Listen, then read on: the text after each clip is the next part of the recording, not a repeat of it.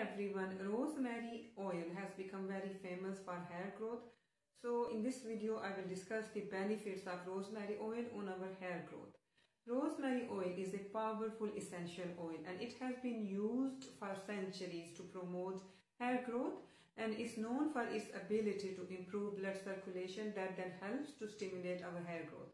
Rosemary oil has antiseptic and anti-inflammatory properties that help to reduce scalp irritation and keep our hair healthy. Rosemary oil helps to unclog hair follicles that then help to reduce hair loss.